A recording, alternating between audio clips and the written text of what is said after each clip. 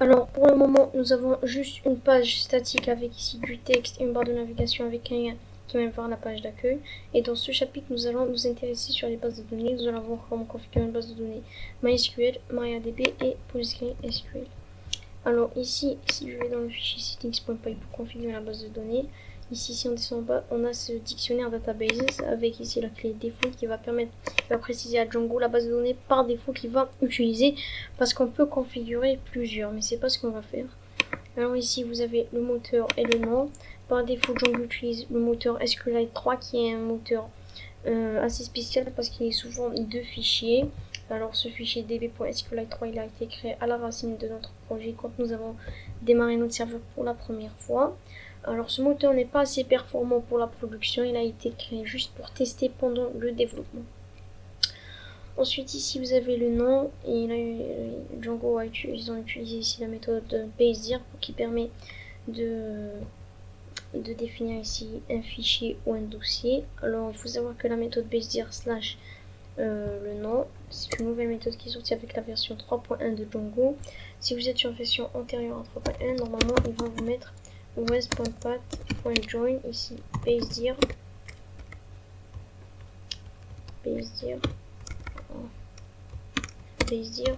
ensuite là le nom.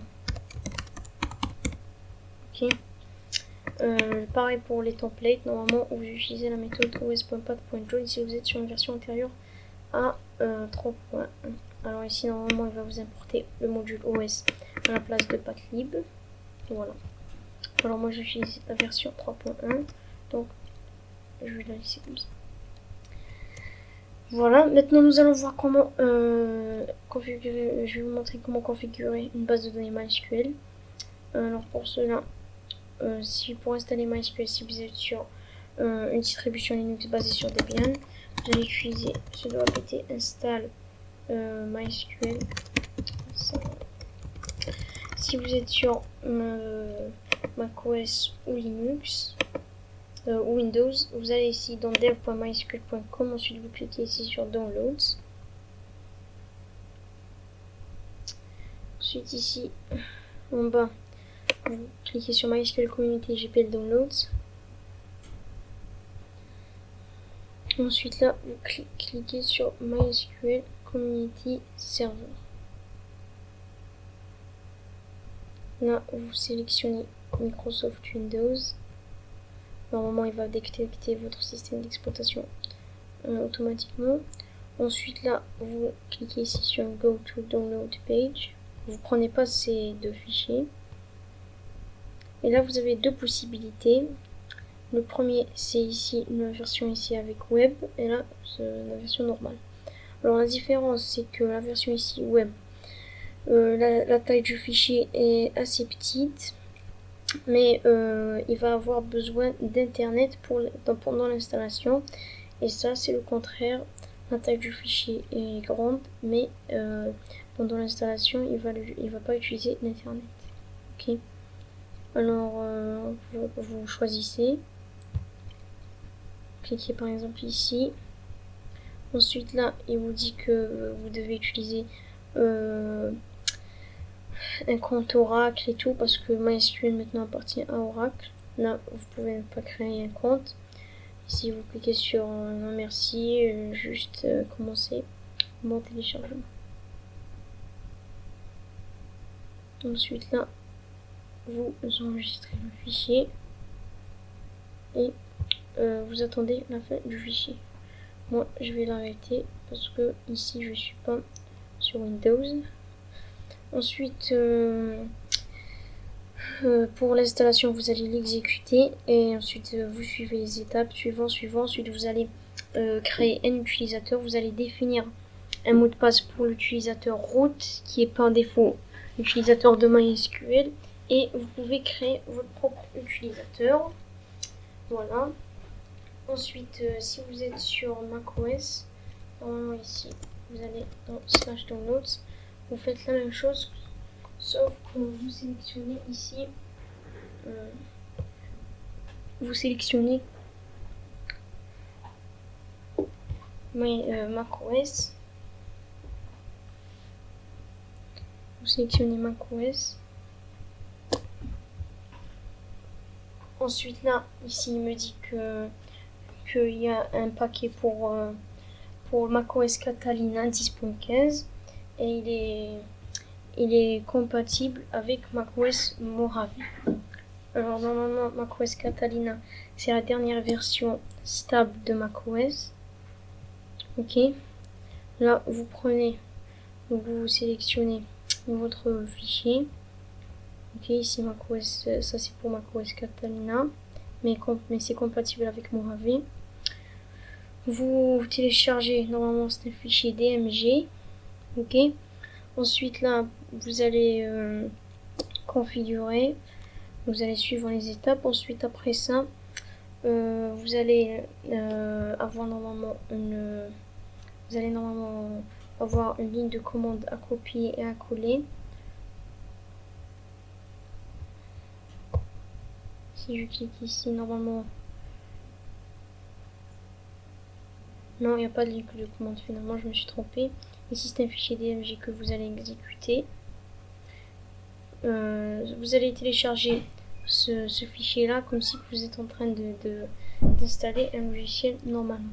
Ok, moi je vais l'arrêter.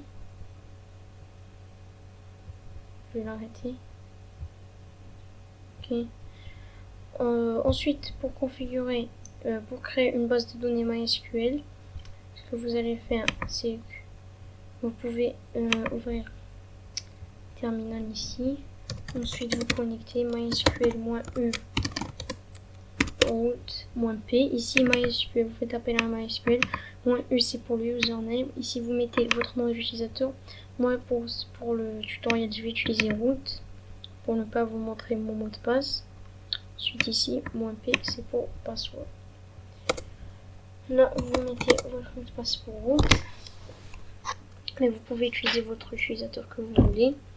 Ensuite, là, pour lister toutes vos bases de données, vous allez ici mettre show databases. Et là, vous avez toutes vos bases de données. Ensuite, ici, pour créer une base de données, vous allez ici lancer la commande créer database. Ensuite, là, vous allez lui donner un nom. Moi, je vais l'appeler myblog. Là, si je fais show database, là, j'ai toutes mes bases de données avec ici la base de données que je viens de créer. Ok, alors cette base de données, je vais la laisser. Et là, je vais maintenant la configurer. Pour cela, à la place ici de SQLite, vous allez mettre ici MySQL. Ensuite, le nom, vous allez mettre le nom de votre base de données. Donc, nous l'avons appelé myblog. Ensuite, ici, vous allez mettre l'utilisateur que vous voulez. Moi, je vais mettre root, l'utilisateur de votre base de données. Ensuite, ici, le mot de passe. Ok, c'est juste. Vous mettez ici le mot de passe. Moi aussi, c'est root. Et normalement, ici, vous allez mettre le host. Vous allez laisser vide. Ensuite, là, le port. Ok. Le port, pour avoir votre port, ici, ce que vous allez faire, c'est normalement, voilà, show global variables like port. Ensuite, là, vous avez le port 3306. Normalement, vous avez le même. Ensuite, ici, vous collez. Ici, juste un petit point. Au niveau du mot de passe, vous allez me dire que c'est pas sécurisé ceci. Bien sûr, c'est pas sécurisé parce qu'il est stocké en clair dans notre fichier. Mais dans cette vidéo, je vais pas vous montrer comment éviter ça. Mais bien sûr, je vais faire un prochain chapitre où je vais vous montrer comment éviter ça. Mais sinon, si vous partagez votre fichier sur GitHub ou avec des collaborateurs, ne partagez pas ce fichier parce qu'ils auront accès à votre mot de passe. Alors, je vais faire un prochain chapitre où je vais vous montrer comment cacher votre mot de passe. Ok. Alors là, j'enregistre le fichier. Et là, ce que je vais faire, c'est que si je vais au niveau de mon serveur, on a une erreur. Il me dit que le module MySQL Client, il n'a pas trouvé le module MySQL Client. Il me dit, est-ce que vous avez installé le module MySQL Client? Alors MySQL Client, c'est le module qui va permettre à Python de communiquer avec MySQL. Alors pour installer MySQL Client, faites ici pipenv install MySQL Client. Là normalement, si vous l'installez directement comme ça avec pipenv, vous aurez une erreur. Ok. Pourquoi vous aurez cette erreur? Parce que MySQL Client, lui, il a besoin d'une librairie d'une librairie dans le système d'exploitation. Alors pour l'installer, si vous êtes sur une distribution basée sur Debian, vous faites sudo apt install libmysql client-dev tout simplement. Ensuite ici, vous relancez la commande pipenv install MySQL Client. Alors je vais la lancer. Alors l'installation s'est bien passée. Maintenant normalement ici je vais redémarrer mon serveur. Et là qu'est-ce qu'on a? On n'a plus d'erreur, mais nous avons ce message là qui apparaît depuis qu'on a créé notre projet. Il me dit que vous avez 18 migrations non appliquées. Votre projet ne peut pas bien fonctionner proprement si vous n'appliquez pas ces migrations pour les applications admin, auth, content type et sessions. Alors lancez la commande python manage.pmigrate pour les appliquer. Alors les migrations c'est quoi? C'est parce que les tables de notre base de données, nous allons les créer avec du code Python pour nous simplifier la vie, pour ne pas avoir à écrire du code SQL. Le code SQL, c'est le code que toutes les bases de données comprennent, les bases de données SQL, parce qu'il y a des bases de données NoSQL. Ok, alors la migration, c'est la migration du code Python au code SQL. Il va le transformer. Django va transformer le code Python au code SQL pour communiquer avec la base de données. Alors maintenant, notre base de données, si je vais me connecter à ma base de données ici, pour me connecter à ma base de données, je fais use, ensuite le nom de ma base de données, ensuite le point virgule. Et là, pour lister toutes mes bases mes tables, je fais show tables. Et là, il me dit que c'est vide parce que nous n'avons pas appliqué nos migrations. Alors, pour les appliquer, je vais les appliquer ici. Ici, pour quitter le shell de MySQL, vous faites CTRL-D ou bien exit. Là, je fais manage.pmigrate et là, il me lance il m'applique les migrations pour l'administration, l'authentification, content type, c'est la session. C'est les applications qui sont disponibles par défaut dans Django. Ici, on aura besoin un peu plus tard.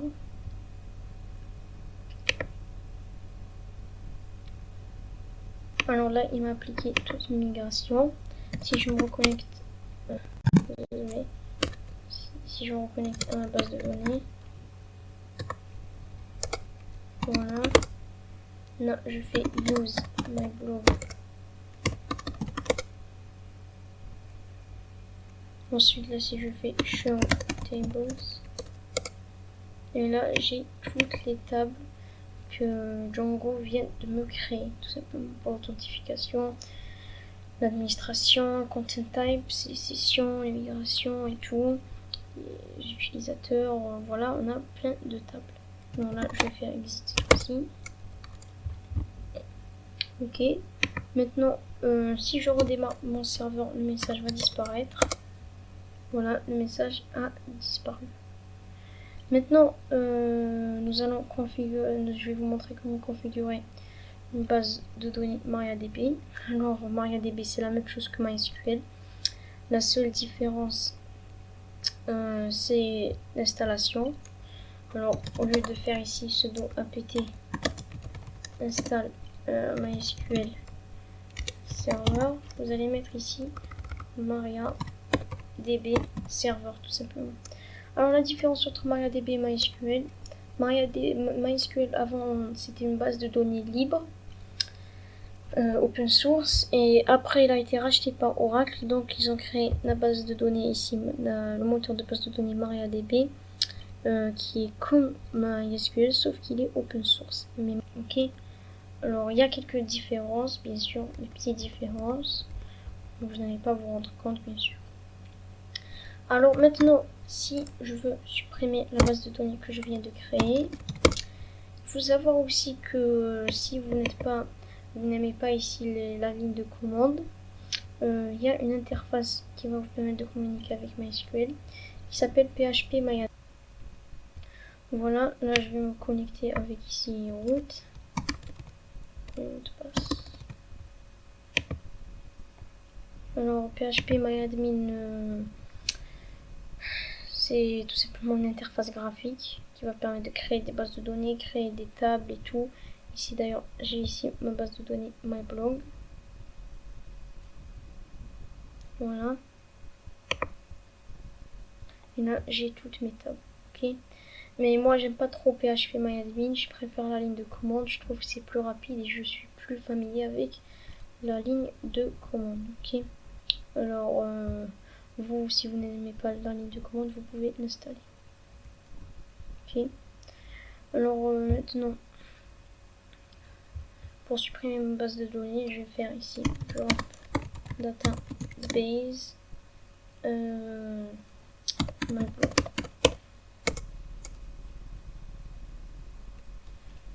Et là, elle a été supprimée. Si je fais ici show database, elle n'y est plus. Maintenant, ce que je vais faire, c'est que je vais supprimer le paquet ici MySQL Client parce qu'on n'en a plus besoin. Maintenant, nous allons voir comment installer PostgreSQL. Alors, si vous êtes sur une distribution Linux basée sur Debian, vous faites sudo apt install PostgreSQL. Si vous utilisez le gestionnaire de paquets Homebrew sous macOS, vous pouvez faire directement brew install PostgreSQL sans avoir vous casser la tête avec les fichiers DMG et tout. Moi j'aime beaucoup le gestionnaire de paquets Homebrew. Sinon, si vous êtes sur Windows ou bien sous Mac et vous n'utilisez pas Homebrew, vous allez sur postgresql.org, vous cliquez sur Download. Ensuite là, vous sélectionnez votre système d'exploitation, Windows par exemple. Et là, vous cliquez sur Download Installer. Et là, vous êtes redirigé sur notre site. Et là, vous avez ici la version macOS Windows. Ok, vous pouvez prendre, vous ne prenez pas la version bêta, prenez plutôt la 12.4. Ok. Ici, vous prenez, si vous êtes sur Windows, vous prenez cela. Si vous êtes sur Mac, vous prenez le DMG. Ok. Voilà. Maintenant, pour configurer une base de données PostgreSQL, normalement, pour créer une base de données, vous allez faire ici PSQL. Là, je vais me connecter avec l'utilisateur Postgres, qui est l'utilisateur par défaut. Normalement, ici, je fais sudo -u Postgres PSQL. Voilà. Maintenant, pour lister toutes mes bases de données, normalement, je peux faire list ou bien en /l. Maintenant, pour créer une base de données, je vais là, créer une autre. Si j'ai oublié le T. Et là, elle a été créée. Je fais un /l. J'ai ici mon blog. Maintenant, voilà. Je peux sortir. Maintenant, vous configurez cette base de données. Ici, vous allez mettre ici PostgreSQL, myblog, l'utilisateur Postgres. Alors, je n'ai pas de mot de passe. ici j'ai un mot de passe avec ici l'utilisateur Fedi, je n'ai pas de mot de passe donc je vais utiliser ici Fedi. Ensuite le nom d'hôte, je vais laisser vide. Ensuite le port. Pour combien de vos ports? Normalement vous... Les 2 secondes, je vais me connecter à la base de données MyBlog. Je pouvais faire directement PSQL MyBlog. Ensuite là, si je fais info, connect info, ça me dit que vous êtes connecté dans la base de données MyBlog sous l'utilisateur Fedi avec ce socket là et le port 5432. Ici 5432. Maintenant c'est bon. Là je peux sortir. Là si je démarre mon serveur, voilà. J'ai une erreur, il me dit que le module PsychoPG2, il n'y a pas de module qui s'appelle PsychoPG2, c'est comme MySQL Client. Alors je vais l'installer ici, sauf que je vais installer ici un module qui s'appelle PsychoPG2 Binary, pas PsychoPG2. Alors voilà, je viens d'installer PsychoPG2 Binary. Là je vais redémarrer mon serveur. Là pour PsychoPG2 on n'a pas besoin de librairie de système. Là je vais juste appliquer une migration rapidement. Et normalement c'est bon.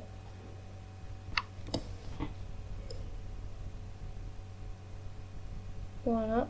Comme vous voyez c'est plus rapide que MySQL. Maintenant si je redémarre mon serveur on n'aura plus le message. Et voilà, tout marche. Alors, je vais me reconnecter.